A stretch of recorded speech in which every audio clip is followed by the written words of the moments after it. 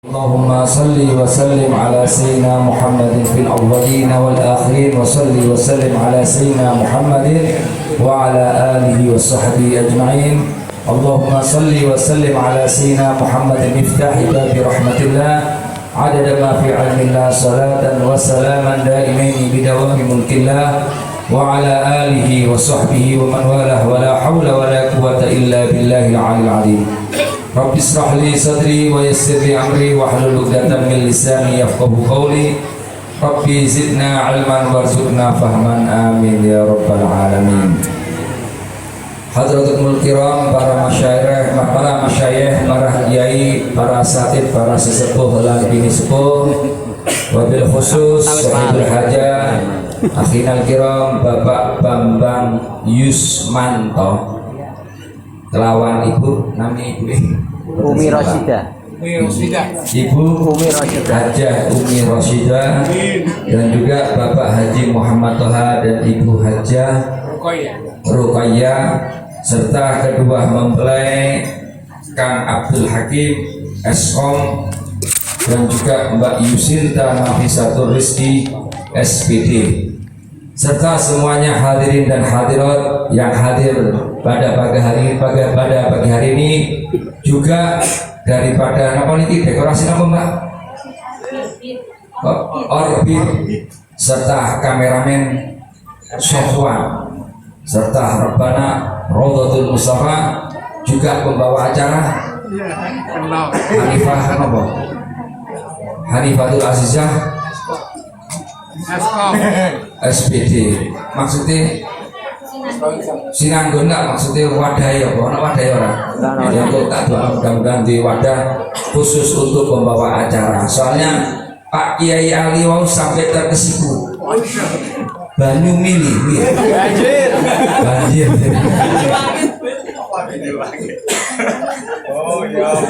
mudah-mudahan semua baik yang saya sebut namanya ataupun saya tidak sebut namanya senantiasa selalu dalam perlindungan Allah Subhanahu wa taala, diberi sehat walafiat, panjang umur fi taatillah, diberi keberkahan dalam umurnya, dalam ilmunya, dalam rezekinya, dalam kehidupannya, barokah dunia sampai akhirat.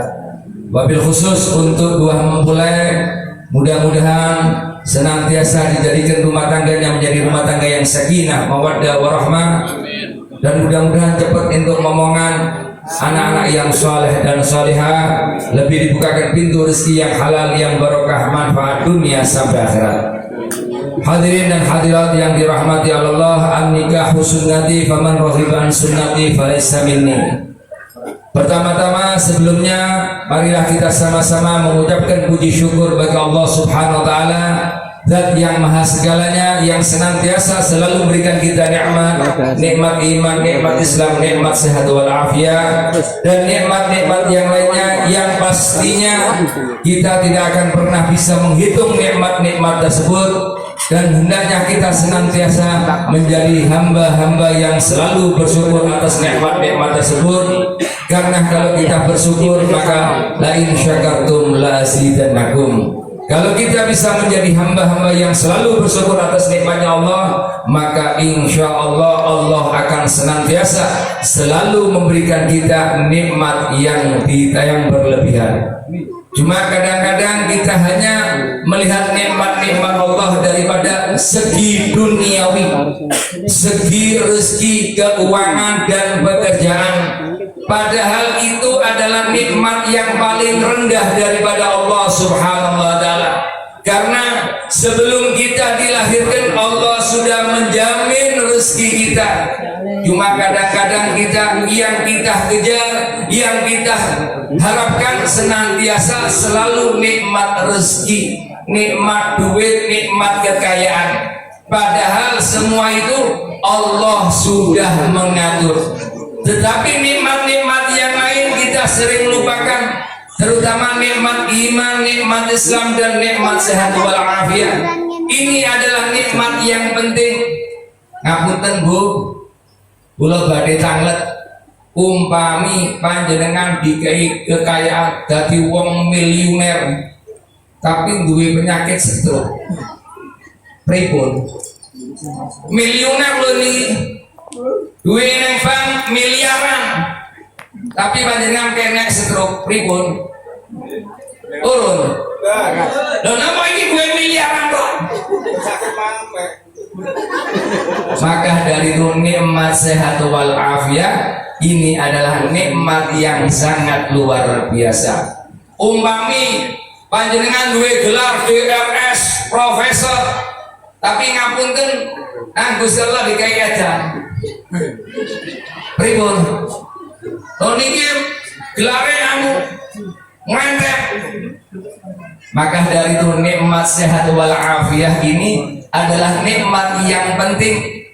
Jangan pernah kita lupakan. Bahkan Kanjeng Nabi niki nganjuraken kepada umatnya selalu memohon kesehatan salul afiyah, senantiasa memohonlah kepada Allah untuk menjadi orang-orang yang sehat wal afiyah, karena tidak ada nikmat yang luar biasa yang paling utama daripada nikmat sehat wal afiyah setelah nikmat iman dan Islam.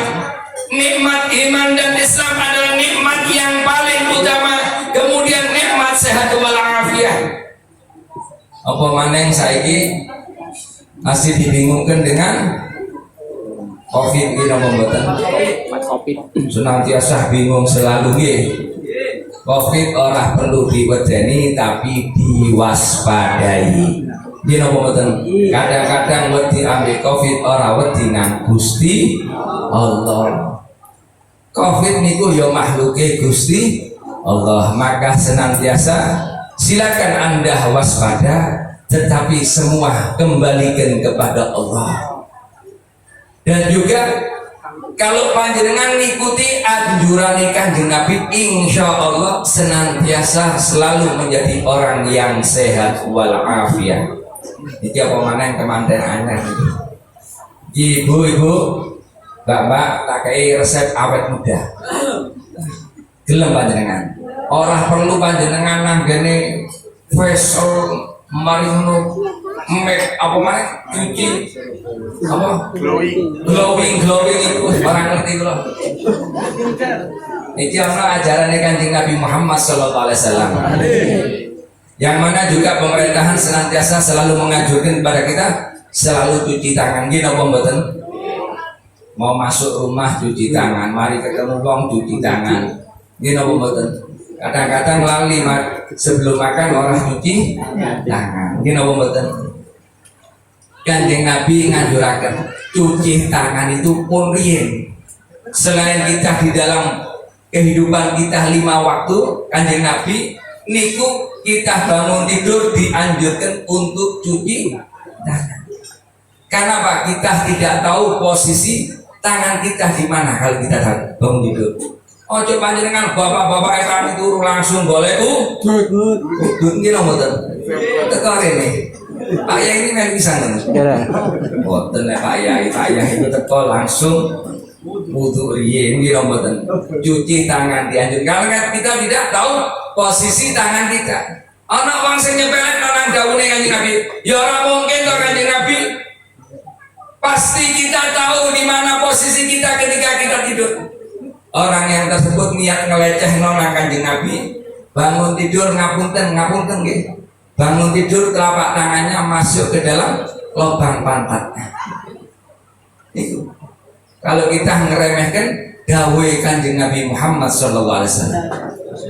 Lan juga ketika kita mau masuk kamar mandi, Kanjeng Nabi ngajarin kita untuk menggunakan alas kaki. Kenapa begitu? Ketika saya masih di Yaman, kebetulan saya punya teman itu di Yaman itu kita ada 43 warga negara. Ono sing Amerika, Inggris, Rusia, Jepang, Cina, Thailand, Malaysia, Singapura, Australia, ada semua. Ketika itu kita duduk membahas tentang dawuh Kanjeng Nabi. Kenapa kok Kanjeng Nabi nganjurkan kita kalau kita mau masuk ke dalam kamar mandi menggunakan alas kaki? Tapi saya kira Anda setiap mau masuk kamar mandi sandal harus dilepas, alas kaki harus dilepas. Tetapi Rasulullah ngajarkan kita untuk masuk ke dalam kamar mandi menggunakan alas kaki. Kemudian daripada teman-teman yang Amerika mengatakan profesor-profesor sana, ilmuwan sana meneliti apa yang disampaikan oleh Rasulullah. Kenapa Rasulullah menganjurkan menggunakan alas kaki? Ternyata di dalam kamar mandi setelah diteliti ada semacam bakteri atau virus itu yang masuknya melalui telapak kaki, kemudian mengikuti pembuluh darah sampai masuk ke otak, ngerusak otak. Maka dari itu kalau kita mengikuti apa yang diajarkan Kanjeng Nabi, maka insya Allah hidup kita menjadi sehat. Dan juga untuk pengantin baru dan pengantin lawas bisa. Biasanya lihat bengi kan pengantin lawas, ono toh. Bu, ini termasuk resep awet muda. Panjenengan pernah mandi sebelum subuh? Bu, tahu atus sebelum subuh apa orang? Pak, pernah? Sering. Mandi apa orang? Mandi ini ngedeni duha. Gini apa mboten? Di antara keutamaan hidup sehat niku atus sak gurunge subuh, sebelum subuh, dan itu pun juga menyebabkan orang awet muda. Sing tua balik gawe maneh. Dan di situ Kanjeng Nabi ngajari cara untuk mandi sebelum subuh atau mandi di waktu pagi. Biasanya panjenengan lek kados subuh niku mau mandi pagi lah males toh. Sing alasan dingin dan sebagainya. Manten baru. Lali. Ojo ngenteni awan atau pesanu dipasang pemanas air. Boten. Mriko ana pemanas air, Pak. Boten wis nek ngono bae banget.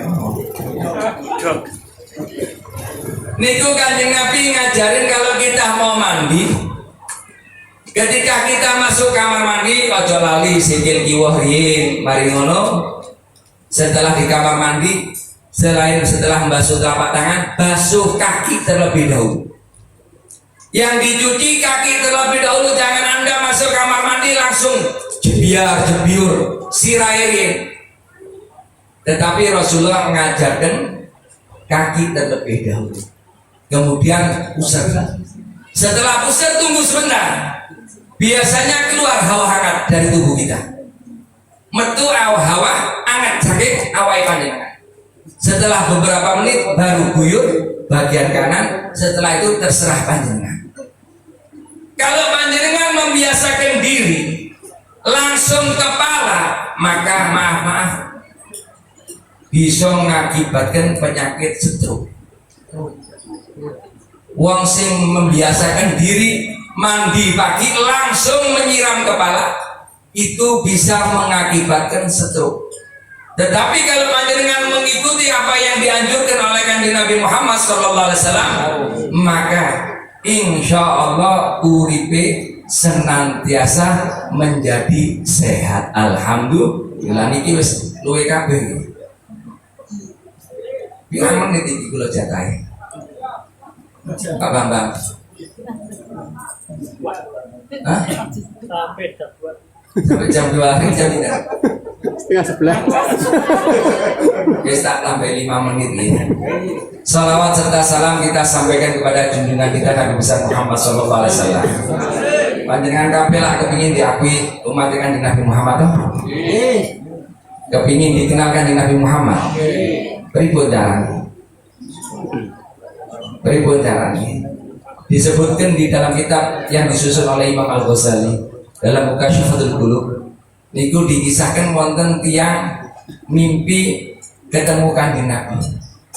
Di dalam mimpinya ketika ketemu Kanjeng Nabi, nimbali Kanjeng Nabi orang noleh, orang berhenti. Padahal Kanjeng Nabi niku terkenal akhlaknya kalau dipanggil orang berhenti, noleh saawak-awak. Niki ditimbali kok orang berhenti sampai dikejar sama orang tersebut dan berhenti di depan Rasulullah. Ya Rasulullah, Kenapa panjenengan kula timbali kok orang berhenti, panjenengan orang noleh, panjenengan melampah terus, panjenengan cuek. Nopo panjenengan marah terhadap saya? Apa panjenengan ngamuk dan kula? Maka kata Rasulullah, aku tidak marah kepadamu. Aku orang ngamuk nang awak. Dan terus kenapa ya Rasulullah panjenengan kok boten berhenti orang noleh? Maaf, teruskan Nabi. Saya nggak kenal panjenengan. Saya tidak kenal panjenengan. Kulo niki umat panjenengan kan Nabi. Saya ini adalah umatnya panjenengan. Teruskan Nabi. Sanes, panjenengan bukan umat saya. Kamu bukan umatku. Lu kulo niki umat panjenengan. Bukan. Kamu bukan umatku. Kalau kamu umatku, pasti engkau akan senantiasa selalu menyebut nama. Pasti engkau akan sering berselawat kepadaku. Engkau tidak pernah berselawat kepadaku. Engkau bukan umat. Kaget yang itu langsung tanya. Kemudian merubah hidupnya. Setiap harinya dia wajibkan membaca salawat nangani Nabi 100. Bendinane maca salawat nangani Nabi 100. Kemudian mimpi ketemu kanjeng Nabi. Ketika dia belum menyapa kanjeng Nabi langsung nyopo. Saya sekarang sudah kenal dengan kamu. Kamu adalah Fulan bin Fulan. Umpamine panjenengan namine Abdul Hakim bin Pak Haji Toha saking Kalongan. Karena apa? Kamu setiap hari membaca sholawat kepadaku, dan ketika kamu membaca sholawat kepadaku, malaikat Jibril menyampaikan kepadaku, kanjeng Nabi niki si Abdul Hakim putrane Pak Haji Toha Kalongan ngucap sholawat nang panjenengan.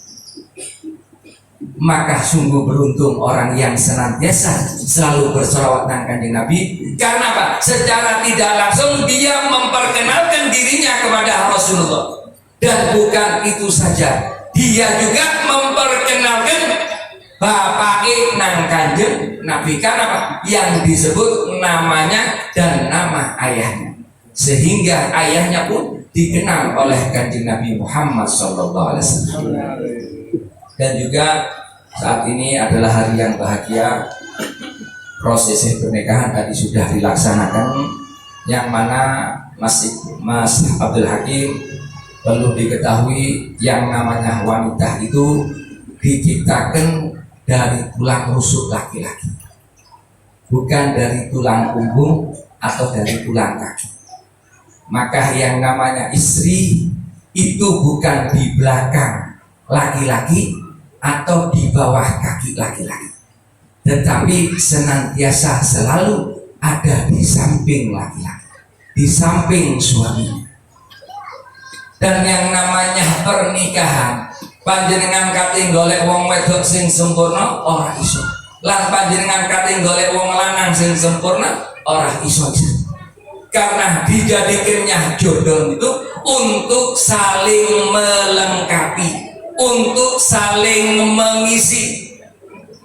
Mas Abdul Hakim mempunyai kekurangan, maka kekurangan Mas Abdul Hakim akan ditutupi dengan kelebihannya Mbak Sinta. Dan sebaliknya yang namanya Mbak Sinta juga pasti mempunyai banyak kekurangan, dan kekurangannya Mbak Sinta ditutupi oleh Mas Abdul Hakim. Maka dari itu pastinya di dalam rumah tangga apabila saling ada kekurangan, bukan untuk saling menghina, bukan saling untuk menjatuhkan, tetapi untuk saling melengkapi, saling melindungi, saling membantu.